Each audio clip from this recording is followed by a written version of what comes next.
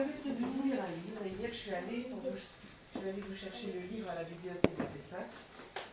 Dans le bas, parce que celle que je préfère, c'est celle-là. Pourquoi quand on tombe sur un caillou, c'est nous qui avons mal et pas le caillou? Où sont les larmes? Eh bien, je m'appelle Nicole Benedettini, j'ai 65 ans, je lis pour lire et faire lire, je pense que c'est ma 7e ou ma 8e année.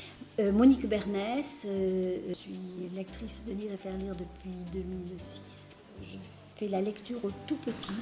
Je suis Christian Chartier, je suis retraité. Donc au début j'allais en médiathèque, voilà. Je suis allée à la médiathèque de Pessac chercher un livre que j'aime beaucoup.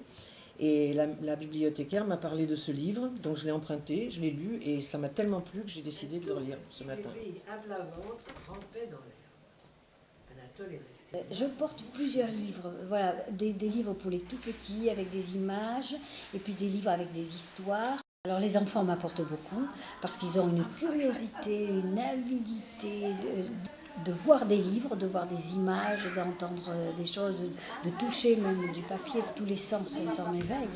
Et puis le plaisir, moi j'ai le plaisir de lire à haute voix parce que je sais là que je transmets quelque chose. Je lis donc des contes, je lis des histoires plus récentes, je lis des petits romans, il y a des tout petits romans qui sont très intéressants. J'essaye, par concertation avec l'enseignant concerné, de faire coller un certain nombre de choix avec la période de l'année. Je travaille beaucoup sur les contes. Et l'une des enseignantes me dit systématiquement, je leur ai demandé ce qui avait été lu, ce qu'ils avaient retenu, quels étaient les personnages principaux du conte. Du réel, on est sur le réel. La semaine dernière, je leur ai lu un petit ouvrage philosophique pour leur âge. Ça dépend. Et puis je fais de la poésie aussi. Voilà, parce que quand je leur dis alors la semaine prochaine, on fait poésie. Oh. Et puis quand j'ai fini, en général, ils sont contents. C'est du plaisir. Du réel, on est sur le réel. Ce qui permet d'ailleurs de travailler à la fois sur l'imaginaire et sur le réel. C'est un tel bonheur pour moi de partager avec eux, de voir leur bouille et puis de leur voir que les petites étincelles dans les yeux, ça m'apporte énormément à moi.